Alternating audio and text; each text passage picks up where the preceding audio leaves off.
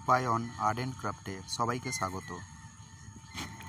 আমি জল রঙে চন্দ্রযান-3 ছবি এঁকেছি। চন্দ্রযান-3 ভারতের মহাকাশ গবেষণার ইতিহাসে এক উল্লেখযোগ্য মাইলফলক। প্রথমে হালকা করে পেন্সিল ড্রয়িং করে নিতে হবে।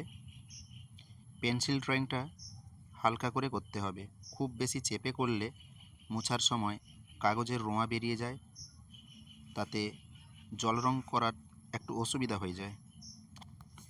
চন্দ্রযান-2 এর ব্যর্থতা থেকে শিক্ষা নিয়ে চন্দ্রযান-3 এর সাফল্য ভারতবাসী হিসেবে সত্যি খুবই গর্বের। ISRO ISRO Indian space research organisation 2023-এর 14ই জুলাই ঠিক দুপুর 2:35 তামিলনাড়ুর শ্রীহরিকোটার সতীশ ধাওয়ান মহাকাশ গবেষণা কেন্দ্র, ইসরোরই একটা কেন্দ্র, সেখান থেকে পৃথিবীর একমাত্র উপগ্রহ চাঁদ মামার উদ্দেশ্যে পাড়ি দেয় এই চন্দ্রযান-3। আচ্ছা, আমি যে কালারটা করছি, এই যে গ্রে কালারটা দিয়েছি, ওটা একটু ব্ল্যাক এবং তার সাথে একটু প্রুশিয়ান ব্লু মিশিয়ে হালকা করে দিতে হবে। তারপরে অরেঞ্জ, ওটা ডিপ ইয়েলো, আর রেড বলতে ভিরিডিয়ান হিউ, এই দুটো মিশিয়ে দেওয়া হচ্ছে। এই চন্দ্রযান-3 পৃথিবীর চারপাশে পৃথক পৃথক কক্ষপথে 5 বার প্রদক্ষিণ করে 1 আগস্ট পৃথিবীর মাধ্যাকর্ষণের বাধা কাটিয়ে চাঁদের উদ্দেশ্যে পাড়ি জমায় এবং চাঁদের চারপাশেও 5 বার ঘুরতে ঘুরতে দূরত্ব ও গতি কমিয়ে অবশেষে চাঁদের দক্ষিণ মেরুতে অবতরণ করে। হ্যাঁ, ধোঁয়াটা করেছি একটু অরেঞ্জ, সাথে একটু ব্ল্যাকের হালকা গ্রে। প্রথম হালকা করে দিয়েছি, তারপরে একটু গাঢ় করে দিচ্ছি ব্ল্যাকটা। অবতরণের দিনটা ছিল 23শে আগস্ট 2023, বুধবার, ভারতীয় সময় সন্ধ্যা 6:04।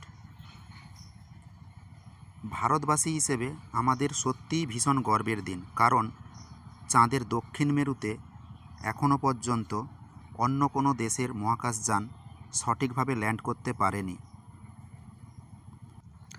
আমরা অধীর আগ্রহে অপেক্ষা করছিলাম সঠিকভাবে চাঁদের দক্ষিণ মেরুতে ল্যান্ড করবে তো। সব সংশয় দূর করে যখন চন্দ্রযান-3 চাঁদের দক্ষিণ মেরুতে ল্যান্ড করলো, তখন গোটা ভারতবাসী এই সফলতার উচ্ছ্বাসে ফেটে পড়ল। ইসরোর বিজ্ঞানীদের মধ্যেও আনন্দের বন্যা বয়ে গেল।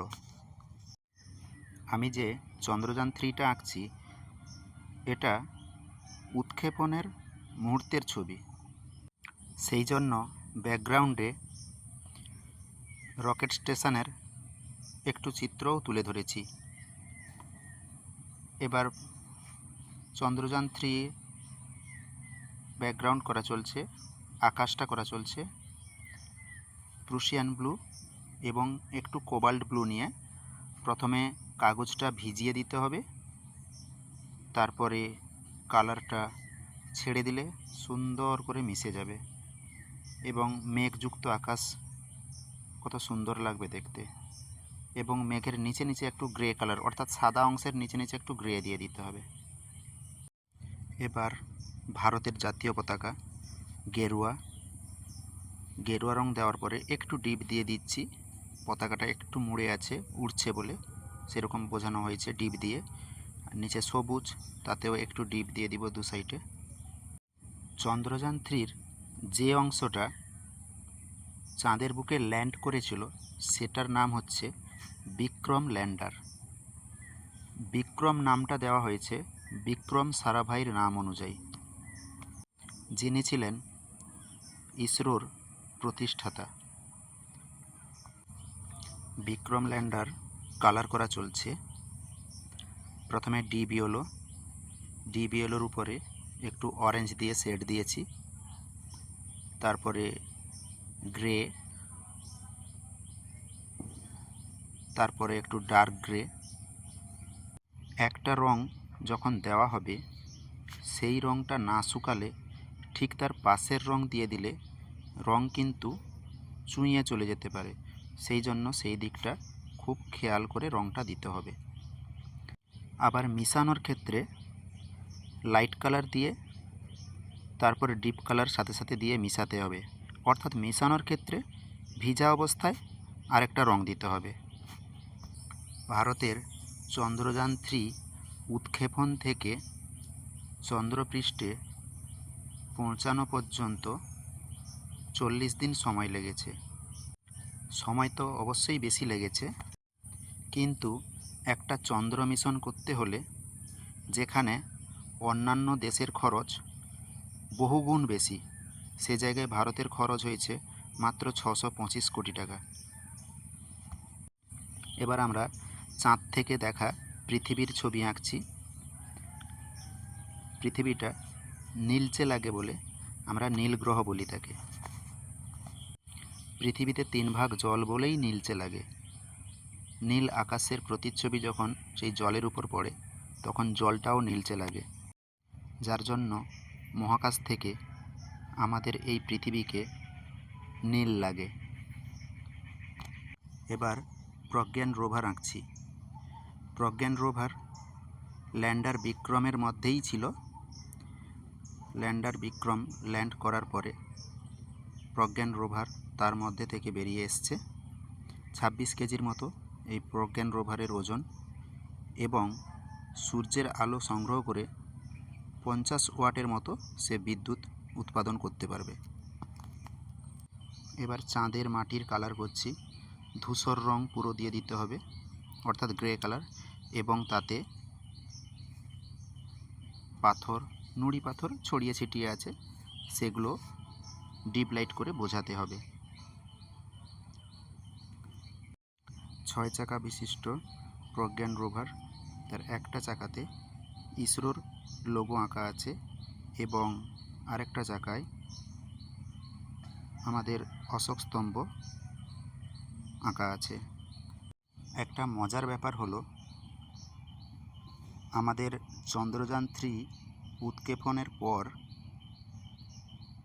যখন সারা বিশ্ব জেনে গেছিল যে চাঁদের দক্ষিণ মেরুতে ল্যান্ড করবে, ঠিক ল্যান্ড করার আগে অনেক দেশ চেষ্টা করেছে।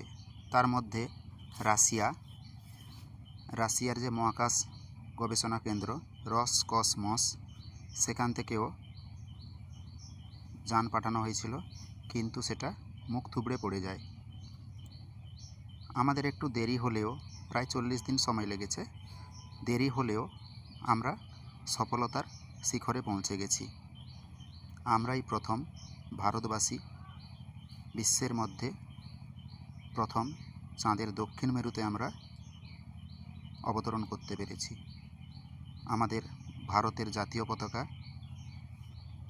উড়াতে পেরেছি।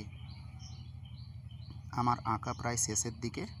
এবার চাঁদ থেকে দেখা আমাদের নীল গ্রহ এবং তার চারপাশে আকাশটা পুরো কালো লাগছে দেখতে চাঁদ থেকে, সেই কালো রঙটা দিচ্ছি।